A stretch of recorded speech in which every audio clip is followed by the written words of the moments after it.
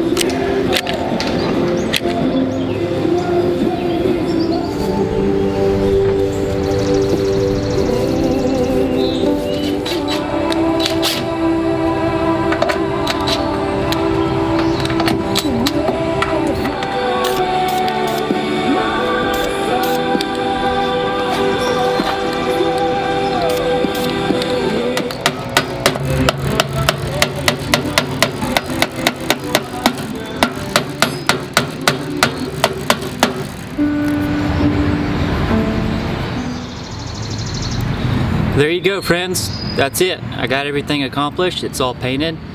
Got the numbers put on.